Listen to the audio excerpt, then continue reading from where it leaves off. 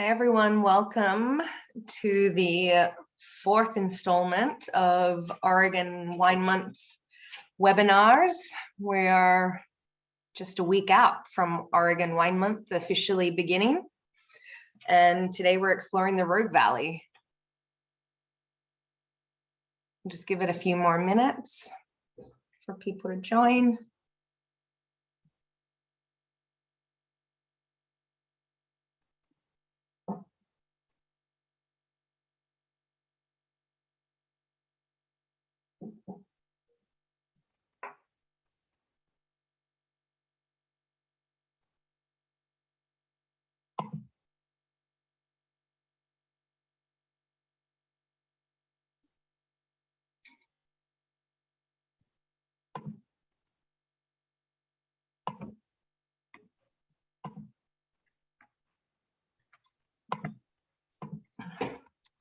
Bree, I see we've got some questions coming in already, so maybe prior to getting to those, I'll kick this off and just get us introduced and get this thing rolling.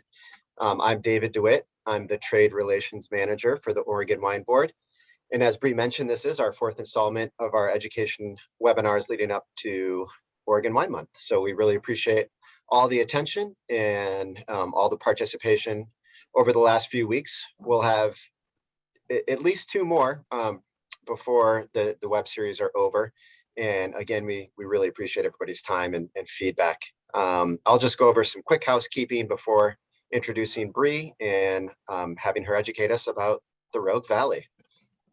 As far as housekeeping goes, everybody should be muted. We will do our very best to monitor both the chat and the Q&A. Usually chat's best. We will drop links. We'll field questions. We will be recording this webinar and it will be posted on our websites.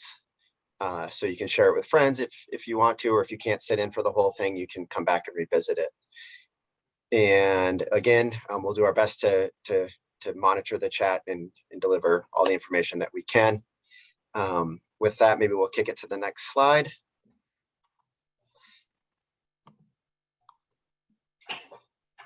Just a couple of links here, which we'll go over, but the recordings will be on that trade events page.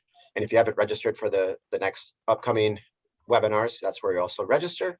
And then our resource studio is a great location for information. So whether it be maps, information about labeling laws in Oregon, just anything you can think of when it comes to the wine growing and production, it's a great resource. And we encourage you to visit the resource studio. And with that, I will introduce Bree Stock. Bree is our Director of Education. She is an MW. She's been doing a great job. This is her fourth, and we're really excited to talk about the Rogue Valley. It's a really dynamic and wild growing region with fantastic wines. Bree, I will let you take it over. Thank you, David. And as David mentioned, please put any questions into the chat or Q&A section, and David and I will be monitoring those and trying to answer them as swiftly as possible.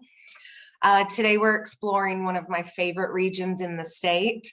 It's such a diverse and just breathtakingly stunning region that every turn is completely different. It's incredibly mountainous, incredibly wild with amazing rivers, and is just a real treat to be able to explore. And because of all of those the complex diversity of the microclimates and the geography itself, we're capable of growing several different varieties down here. So we're going to get into what sets each region apart in the Rogue Valley and talk a little bit about the wine styles and varieties that come from here. So we'll give you some background first. So we are jumping right on into Southern Oregon. So you can see here the Willamette Valley is further north, about 150 miles from Portland is where the Southern Oregon AVA begins. It was established in 2005 as an all-encompassing AVA that spreads from just south of Eugene all the way down to the California border, and really encompasses two distinctive growing regions. And we're going to talk about the Umpqua Valley, which is the Southern Oregon's northern partner, in next week's webinar. And today we're going to focus on the more southerly Rogue Valley. There are several thousand acres planted here. The entire Southern Oregon AVA is just a little under the size of the Willamette Valley, and planted area is increasing swiftly across both AVAs, but really notably in the Rogue Valley. There's a lot of interest and diversity in plantings taking hold down here. I want to point out to you on this map just some of the major geographical influences that really impact some of the grape growing, the distinctiveness of the region down here. So Rogue Valley is right in the south. It's higher elevation than both the Umpqua Valley and the Willamette Valley. It's some of the highest elevation vineyards in the state, where vineyards generally start around 1,000 feet to 2,000 feet in elevation, which makes for a pretty dramatic area to be able to plant grape varieties. As you can see on this map as well, the region is really crisscrossed by river systems. And again, these river systems help to provide varied benchlands, different aspects of slope. And so down in the Rogue Valley, more than anywhere else in the state, you see people planting on both north and south facing hillsides, which allow you to plant very different grape varieties depending on the northerly or southerly exposure. We also have, again, the Pacific Ocean to the west, which is buffered by the Siskiyou Mountains. So the impact of that Pacific Ocean is really buffered by the Siskiyou Mountains in the southwest of the state, and that helps protect the Rogue Valley, and specifically the Illinois Valley, which is the outer valley there, and the Applegate Valley. We'll talk about that a little more as we dig into it. And then as we move to the east, we again have those more volcanic, and down here really basalt columns, very dramatic volcanic cascade ranges. And then south along the California border is the Klamath Mountain Range as well. So very protected and sheltered in those areas as well. So just keep this orientation in mind, and I'll bring these maps up again quite often as well. But again, the south and north aspects facing vineyard slopes allow us to plant everything from Pinot Gris and Chardonnay through to Pinot Gris, Riesling, Syrah, Tempranillo, Tannat, you name it, it is in the Rogue Valley. So Southern Oregon as an AVA as a whole is the largest, second largest growing region in the state. It makes up for about 24% of the entire vineyard plantings in the state. And again, that unique diverse geology, the carved out rivers and mountain streams really create for many different varieties to thrive. And as you can see, Pinot Noir is still dominant in Southern Oregon. However, there's several other grape varieties that are swiftly taking up space in all of these vineyards. And again, the Rogue Valley is really only limited by the creativity and plant material that's actually available. There's a real curiosity to the wine growers and winemakers and grape growers down in this region. And they really love to explore and are not fazed by anything. And because of all of the varied climates and river systems, a lot of grape varieties can be grown really successfully, very high quality, and really affordable as well. So a great region to come and explore if you're able to get out this way. It's not too far from San Francisco as a drive, and is about 5 hours drive from Portland. So we'll jump into the climate. So the temperature in the Rogue Valley and precipitation is much, it's much warmer during the growing season and much cooler during the winter, with much heavier snowfall and cool weather coming into the fall and winter months. So the snowpack in the winters are really providing any irrigation waters that are in pretty much essential for grape growing in the Rogue Valley. There are some pockets of vineyards where you don't require irrigation, but the majority of vineyards are requiring irrigation in this area simply because of the heat and then the very alluvial and quickly draining soils in the area. It's one of the warmest AVAs in Oregon, and the temperatures in the summer are very much, like the Willamette Valley in the north, but they're extended into this summer period. So in the north, we'll generally have, a couple of days in the 90s and high 80s. But in the south, in the Rogue Valley, those temperatures really do push up pretty quickly, beginning in May and coming through into the end of September. So pretty dry, driest area in the state. But what is really important here and what is sort of essential to the style and quality of the wines in this area, being very vibrant and having incredible acidity, incredible fruit purity and ripeness, is the fact that they have this long, dry growing season, but they have a very large diurnal temperature swing. So that temperature difference between nighttime and daytime temperatures really allows for the acids in the grapes to be preserved and for the grapes to recover from the heat of the day in the early afternoon and into the evening when the temperature drops significantly.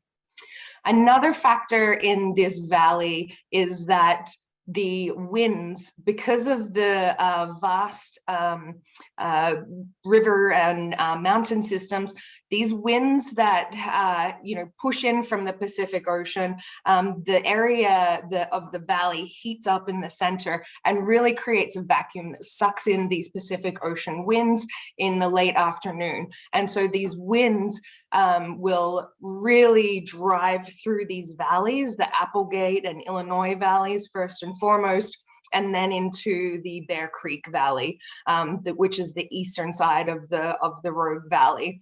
And these winds can really shut down the stomatas in the plants and again sort of delay that ripening. So you're getting this very protracted ripening over a long, warm, dry summer. And it really adds to the quality, but also just the number of grape varieties that you're able to grow here successfully.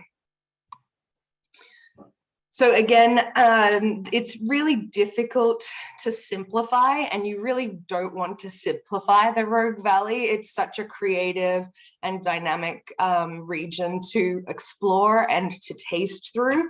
There's more than 70 grape varieties grown here. And despite, Pinot Noir dominating, there are a number of producers in the area who make very delicate, ethereal Pinot Noirs from high elevation and south-facing sites, and then that are very comparative to the highest quality Pinot Noirs in the state. And then you also have the ability to grow very ripe Zinfandel and Bordeaux varieties that are grown along these benchlands of the river systems here. So if you look at this, this map here, you have really 3 distinct valleys. So starting on the western side near the Pacific Ocean, that small valley before the Applegate along the Illinois River, the Illinois Valley, is really one of the coolest areas for grape growing in the state, and really makes incredibly complex and aromatic fruit. So cool climate, aromatic grape varieties, Riesling thrives, Pinot Gris, Muscat, and again, Pinot Noir, really successful in this western cool valley, which has really lovely free draining soils. It was an ancient river system. And this is sort of something that defines the Rogue Valley as well, is that all of these river systems really have tended to move over time. And so all of the vineyards that are planted are actually former river systems and riverbeds. And so very free draining, pretty nutrient poor soil systems that allow for really expressive grape growing, especially with that diurnal shift as well. The Applegate River runs that sort of diagonal, and it starts in California and runs north into the Rogue River Valley. And so this Applegate River Valley, the vineyards tend to be planted on benchlands here, and then moving further east again as you get towards Medford and Grants Pass. Grants Pass is the slightly lower elevation area, and as you move further south towards Ashland, you tend to rise in elevation as you move into the Klamath Mountains and the Cascades.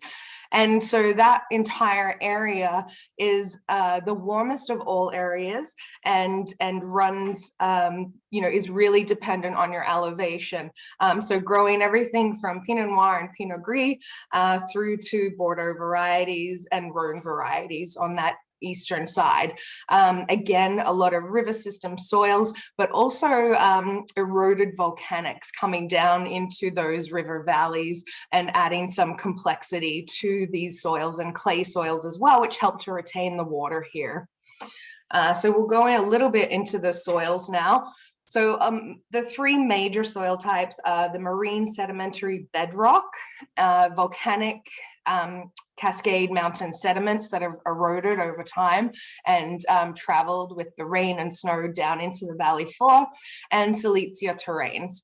And then, of course, the majority is a lot of these stream sediments and granitic gravels and rocky beds that really line a lot of these high quality Rhone varietal sites.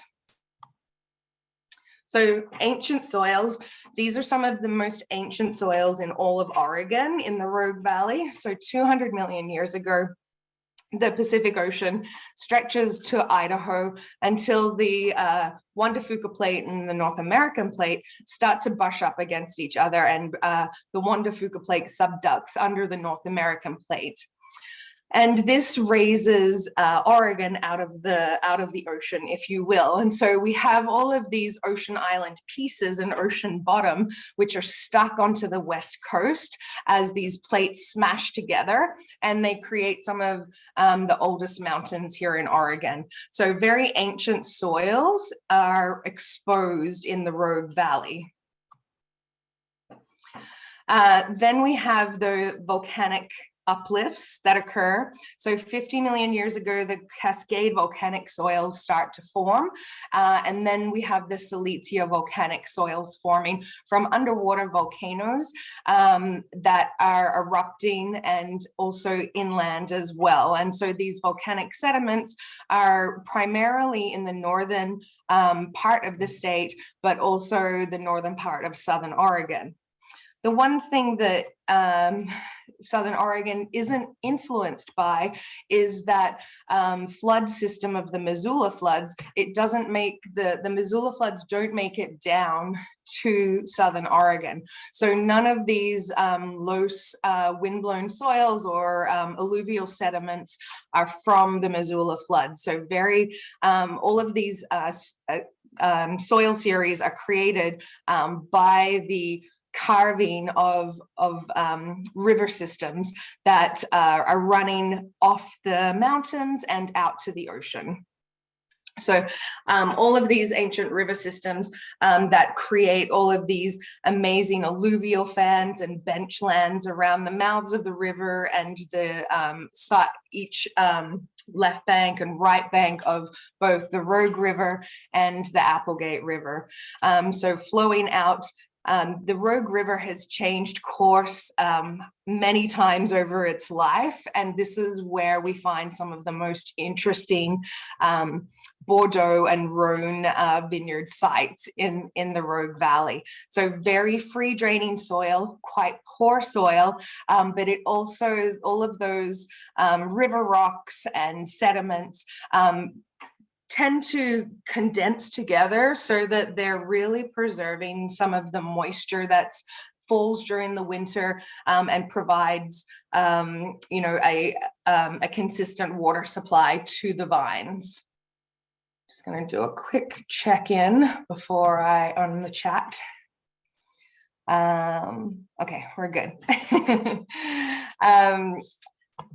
So history of grape growing and winemaking in the Rogue Valley. This is such an important valley in terms of history.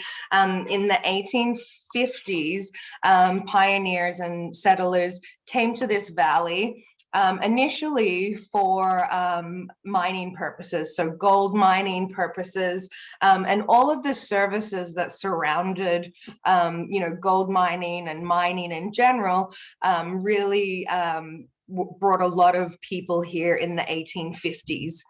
So Peter Britt was one of those people who came here, and instead of following the mining bent, he fell in love with the agriculture that could be grown in the area. And he introduced some of the first grapes to the area and founded the first bonded winery in Oregon in 1858. That winery is still around today, although it hasn't always been a bonded winery. So it's not a continuous bonded winery, but it's still here. And some of the oldest vineyards in the oldest vines in the Rogue Valley are at Valley View Winery in the Applegate Valley, which was founded by Peter Britt. So he brought here originally mission grapes from California. And but he also continued to expand and explore his vineyard and planted almost any grape variety that he could get his hands on, which probably included some of the first Pinot Noir, Cabernet Sauvignon, and Zinfandel in the state. And then there's still some very ancient mission grapes and Zinfandel on the property as well. So the 1870s really was the largest period pre-prohibition for grape growing in the Rogue Valley. But there were up to 100 acres actually planted at that time. And then with prohibition, most of those plantings ended up getting torn out and being replanted to orchards. So many pear, peach, apricot, cherries, a real mecca for orchard fruit growing in the Rogue Valley, and it's still a very important part of the Rogue Valley today. That's one of the things that's also pretty interesting about the Rogue when you're down there, is that you have so many different viewpoints. It's not just a valley full of vineyards.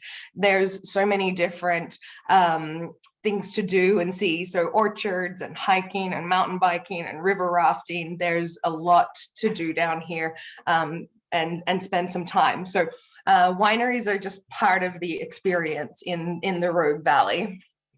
So post prohibition winemaking was really thanks to Peter Lombard, who was the agricultural professor at Oregon State University. And he revived the grape growing in the valley here in 1967 and really worked with some of the first pioneers, post-prohibition pioneers of the valley, Dick Troon, the Weisingers, the Lane family. And so this professor planted test plots of Bordeaux and Rhone varieties and Iberian varieties on the campus and continued to educate and teach these new growers who were interested in planting vineyards about how to grow grapes. Charles Curry, who also was in one of the first vineyard holders in the Willamette Valley, actually worked with Dick Troon here to set up a viticulture course in the Southern Rogue Valley. So really investing in the small group of intrepid farmers who are looking to plant grapes down here. So Dick Troon, you see him there, planted grapes in 1972. Oops, none of my things are lined up. And he really focused on some really beautiful varieties, Zinfandel, Bordeaux varieties, Vermentino, Tannat, and a lot of different grape varieties were grown there and continue to be grown at Troon Vineyard. And we'll go into Troon a little bit later in the Applegate Valley. So in 1991, the Rogue Valley AVA was officially recognized by the TTB. And then in 2000, it received its first nested AVA, the Applegate Valley. So you can see those two regions in those little cutouts. So really starting to get a developed and core group of winemakers by the early 2000s. And then in 2009, there are nearly 2,000 acres under vine and 113 vineyards with about 42 bonded wineries. But by 2020, in just 10 years, both the planted acreage and the number of wineries has tripled in size, and the number of vineyards has doubled. So showing the real interest and ability to enter the market and explore the Rogue Valley down here. So it's pretty accessible, and the grape varieties are pretty interesting to be able to work with. So many of the northern states wineries are also working with fruit from the Rogue Valley as well. And Rogue Valley is it is not often seen on labels so much in the north, but a lot of the Pinot Noir that is grown in the Rogue Valley actually supports a lot of the Oregon appellated wines in the state. So usually about 1 in 4 of your bottles of wine are coming from the Rogue Valley.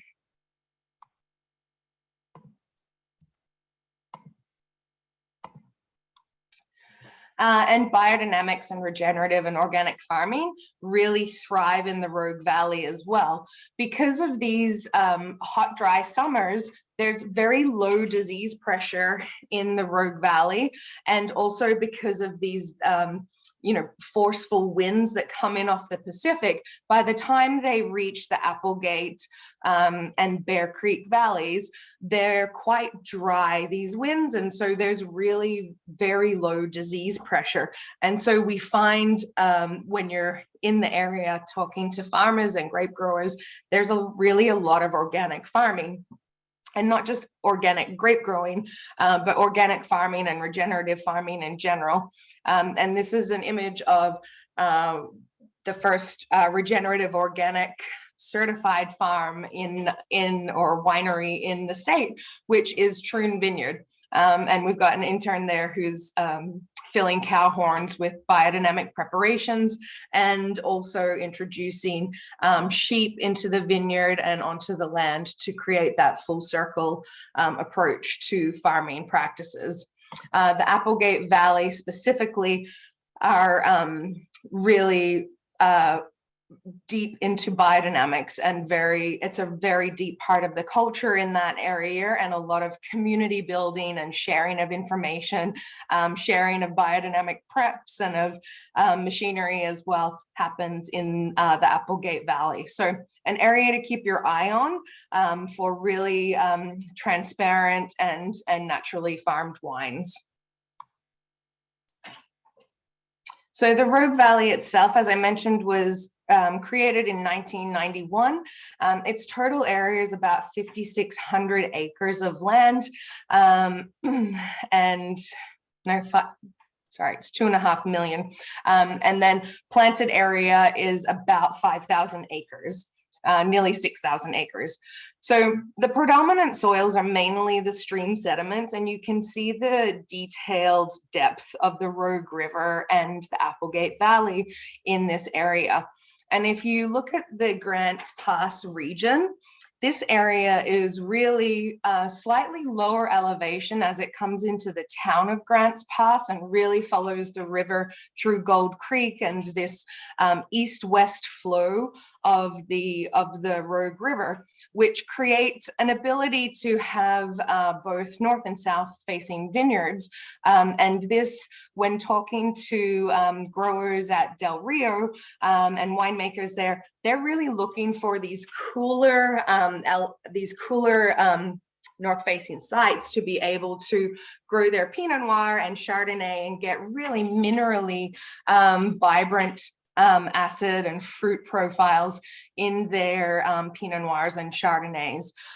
They also grow a lot of Pinot Gris in this area. It's a nice wide, sort of an amphitheater of a basin that captures a good amount of heat during the summer, but also you're able to take advantage of these different aspects of slope and valley floor aspects. So as you move further south, you start to get into a little bit more of these volcanic uplifts that have really, you have a lot of degraded volcanics as well, which create a lot of diversity of soils here and make for wines that can be very long-lived and very structured. They are important because you have a lot of clay in these soils as well, and that clay helps to retain some of the water for the growing season. So not relying so much on irrigation, and really winemakers and grape growers in this area are experts with deficit irrigation to make sure that they're balancing the plant's ability to create and set fruit and build ripeness and flavor, really deep, complex flavors in their Bordeaux varieties and Rhone varieties. And some of the most exciting Malbecs and Bordeaux blends are coming out of this little area just east of Medford along the I-5 corridor there. So you're starting to still be on old alluvial riverbed systems, but you're starting to get those imprints of deep volcanics and a lot of cobbles in the soils as well. So really getting some nice complexity from that complexity of soils and the ripeness that comes from having the reflection of these darker soils and also the cobbles that are along the vineyards in this area. They really reflect back onto the grapes and create incredibly complex savory Syrahs and Grenache varieties and Cabernets as well. Really supple tannin profile that winemakers have to watch not to over extract, but there's a lot of structure and a lot of complexity to these wines. And the majority of these wines are very accessible. They're quite, the tasting rooms are open. What I love is that the tasting rooms here are often open until like 7 or 8 at night, and you're having, you're able to enjoy these tasting rooms right after work or at the end of your day after you've been out hiking or biking or on the river, and enjoy some really fine wines here that are often less than $40 or $50. So super approachable wines. We just need to get more of them out in distribution. Moving south into Ashland, you start to get into these really high elevations here, and the gap in the mountains starts to narrow here, and so winds really can accelerate pretty quickly through the Cascades and the Klamaths here in this area. So the soils here tend to be more deep sandstone as well, so very free draining. The roots have to dig very deep for nutrients, but it makes some really vibrant and fine Pinot Noirs and Chardonnays, and also, again, Malbecs are really excelling in this area as well. That is the majestic Rogue River. It is pretty dynamic to go rafting through this river, and it's freezing cold, so just be warned. But it is beautiful.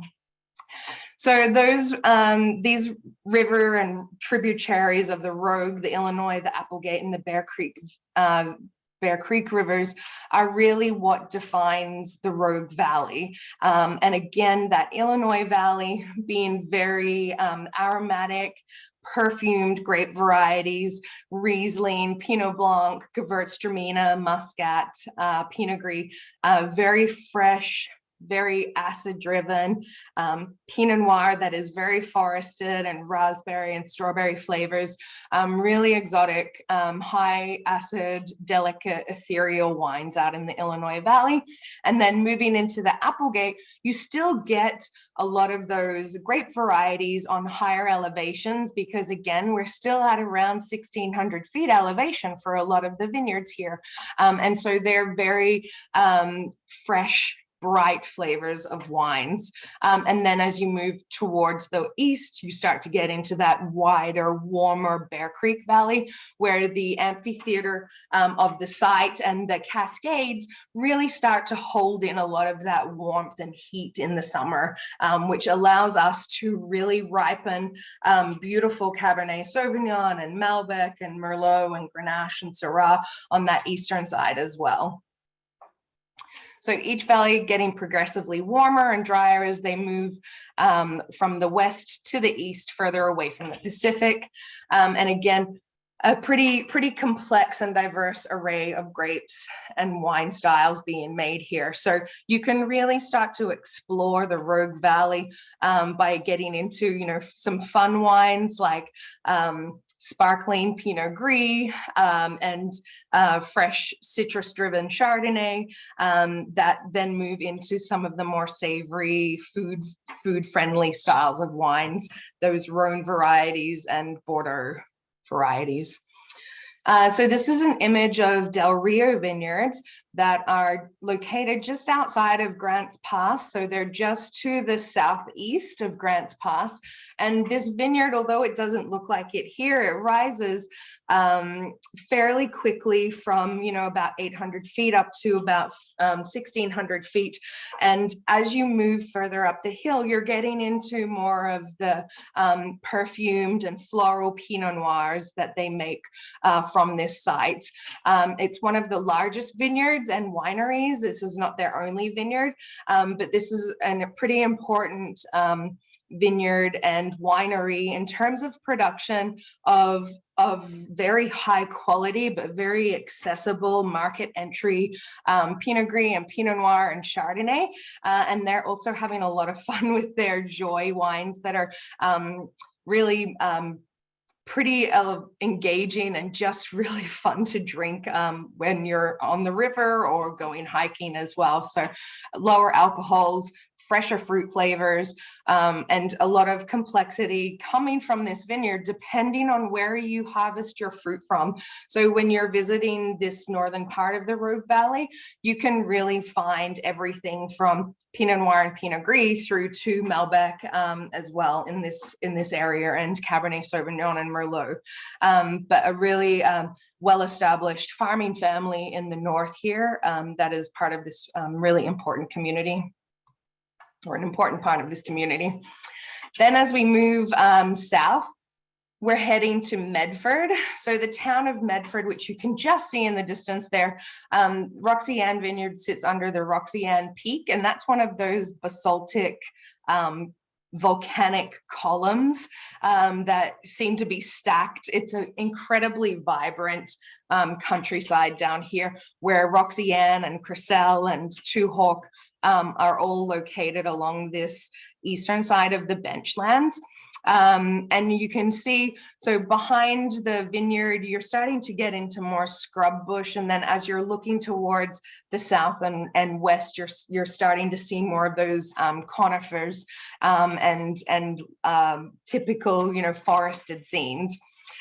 This vineyard is very well known for its great Grenache and Merlot and Rhone varieties here as well. So you can see from the soils, they're pretty free draining. Again, sustainability is really key in these areas, and most wineries that you speak to are really working hard in the vineyard. You can see the cover crop here that's, you know, maintaining soil carbon and bringing diversity and protecting that evaporation of water and really slowing down the competition within the vines there as well, allowing for a really delayed ripening process that just builds complexity. So the more, you know, competition and health in the vineyard that we can have, the more complex and slower ripening the fruit becomes, which adds to really complex flavors and fully ripened supple tannins at harvest. And you can see in the distance there, there's orchards as well on this property. And then just east of Ashland is the absolutely stunning Irvine and Roberts Vineyard and Winery. And you can see here in this picture, this is looking towards the Cascades. So you're looking east here, but again, you can see the compression and the rippling of the Cascades here, and those really important volcanic and basaltic and sandstone outcrops that are just, you can see that there's so little topsoil here that these vines really have to establish themselves pretty quickly and grow really deep root systems to be able to access water and nutrients in the soil here. And this vineyard is one of their younger vineyards that they've just planted. And Irvine and Roberts, they're very high elevation. So their sites are 1,600 to 2,000 feet. The wind through here is pretty dramatic as well, but they really focus on Pinot Noir and Pinot Meunier and Chardonnay. So very delicate, fresh, ethereal styles of Pinot Noir, a little riper than you'll find to the north, but definitely not as ripe as what you would find in, say, you know, Alexander Valley or some of the Californian areas. So they walk this really beautiful line of having deep fruit flavors. But because of the diurnal shift that happens between nighttime and daytime temperatures here, the acid is really preserved and the freshness and aromatic fruit flavors are really lifted and brought to the fore.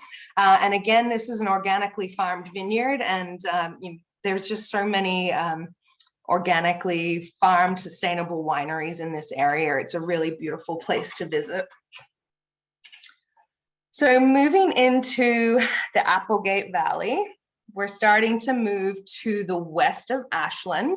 So if you travel west of Ashland, you will run into Jacksonville, which is an adorable town that looks like an old gold mining town, which it is. But there's just a really beautiful you know, Shakespeare Festival. There's a lot of fantastic farm to table restaurants here in Ashland and in Jacksonville. And that entire area is really getting quite renowned for the quality of the produce that comes from the area and just how much support there is for all of that food and great food and wine in the local restaurant. So really a place to watch is Ashland and then Jacksonville, which is just west of it at the beginning of the Applegate Valley. So this Applegate River system, you can see the road actually follows the river up to Highway 9, but there's several roads that crisscross the valley, the Applegate River Valley here, and really allow for a lot of varied vineyard growing aspects. The majority of vineyards in the Applegate Valley are high elevation sites, but a lot of them are planted on alluvial stream sediment because, like the Rogue River, the Applegate River has moved several times. It was typically much higher and it's moved down lower as as the whole region has changed over the millennia. The Applegate River does begin in the Siskiyous and Klamath in California, and that flows north into the Rogue River in Grants Pass.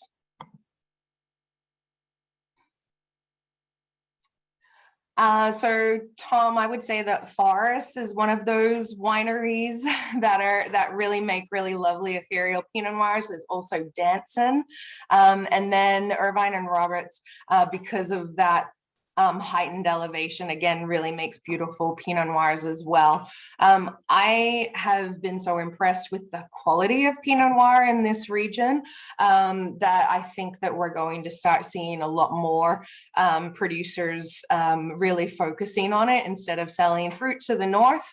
The Pinot Noir is really expressive coming from this region. And then you also get the deep the really deep, peppery, savory Syrahs and Grenaches as well. And just because of this high elevation and the freshness of the sites, there's a lot of really food-friendly wines coming out of this area that have, lower alcohol levels or moderate alcohol levels, ripe fruit, but vibrant acidity as well. One of those producers is Herb Quaddy in the Applegate Valley as well, who's really had quite a long relationship with those Rhone varieties. So Syrah is what he really focuses on, but also Cabernet Franc and Merlot and Vermentino all grow really well in the Applegate here. So this valley is starting to carve out a little name for itself for being a little more Mediterranean in its approach. So you get everything from Syrah and Grenache and Marsanne, Roussanne and Viognier through to Vermentino and a little bit of Merlot, Cabernet Franc, really vibrant wines. And Quaddy North just opened a really beautiful new winery and tasting room facility out in the Applegate on his property, where you're surrounded by old vineyards, old vines as well. There's so many high elevation sites and so many mountain ranges in the Applegate Valley that you feel almost like you can't look out, like there's a lot of shading and shadowing, and it feels very alpine and very, very stunning. So all of these stream sediments and benchlands reveal a lot of fractured granites and other cobbles in the vineyard as well. So the soils are much more free draining. Again, it's a very organic and biodynamic focused region and really excels in some of these medium bodied, fairly complex Southern Rhone, Southwestern France, Iberian varieties. And one of these wineries, Pleisons Ranch, is a vineyard that's on the benchlands on the west bank of the Applegate River, slightly closer to Grants Pass, but it has the Applegate River flowing right behind it. And Joe Genet is the grower here. He runs he raises cattle, organic farmed cattle, as well as planting probably some of the most diverse grape varieties in one vineyard in Southern Oregon. So he has Mondouse and Sauvignon Blanc and Viognier and Persan, and really is following a lot of his family's heritage, which, although he's born and raised in the Rogue Valley, his family comes from the Savoie region in France. And so he's really followed that path. And many people don't know, but Pleisons Ranch was an important provider of rootstock when UC Davis had given out AXR1 to a lot of wineries and vineyards in California, and those rootstocks started to fall susceptible to phylloxera. The Genets have a rootstock nursery that they supply many clean plant materials to the universities in California and even as far as Canada, the Okanagan and Toronto for this plant material and rootstocks. So a really important contributor to the Applegate Valley. It's a lot of fun to visit out here.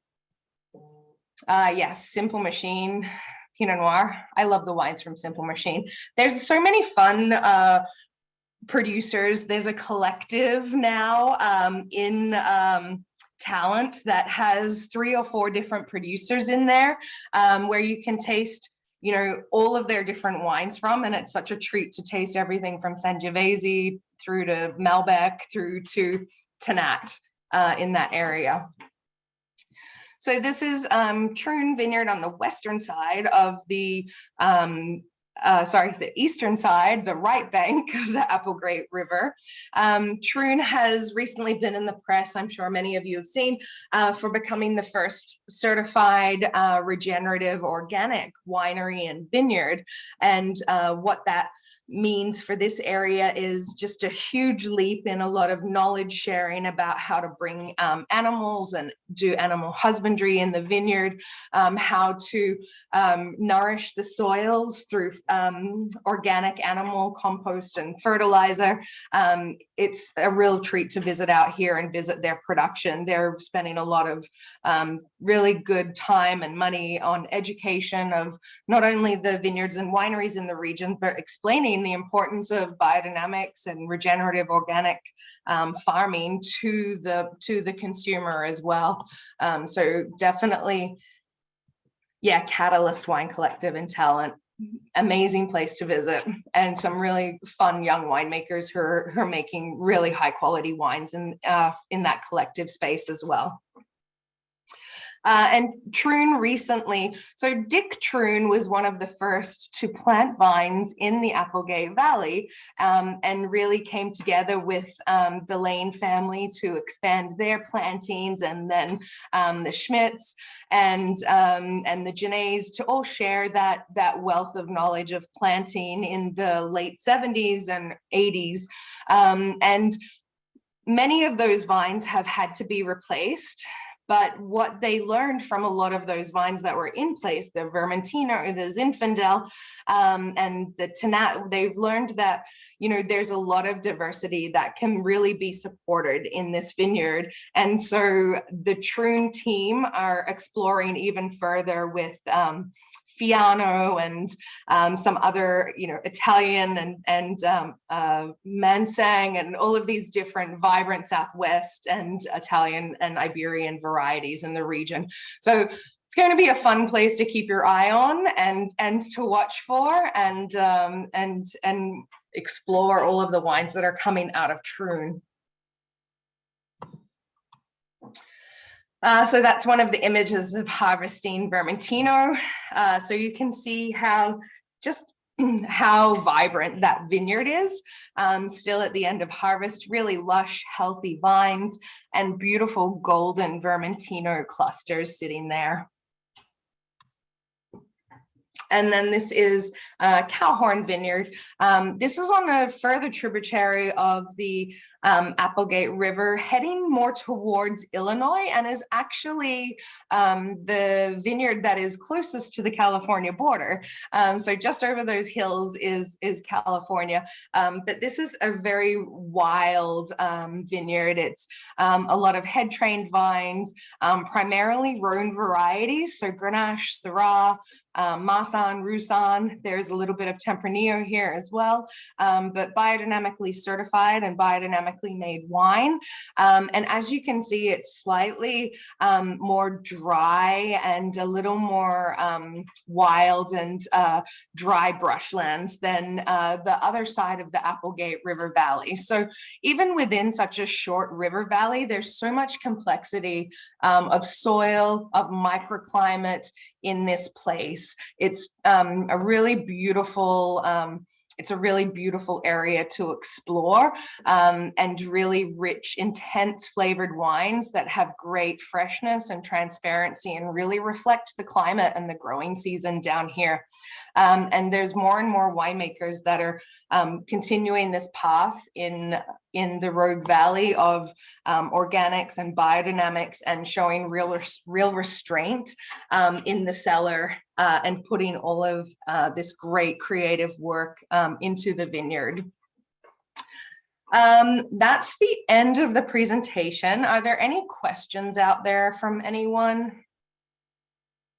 I know it's a bit of a whirlwind to come through the Rogue Valley when there's so many different grape varieties, and regions that are really, micro regions, sub-regions that are really quite impressive and quite a lot to discover. You could honestly spend a week here every month or every other week just to get to know the entire valley down here. And the amazing thing about the Rogue is that it's continually changing. It is such a place that is really fun to explore, and continuing to change all the time. Peter William Winery, yes, also making some great wines. And that's the beautiful thing, is that the comparison across price points for the Rogue Valley wines, in comparison to some other regions like Walla Walla or the Willamette, there's a lot of very affordable wines in this area as well. Orchard versus vineyard.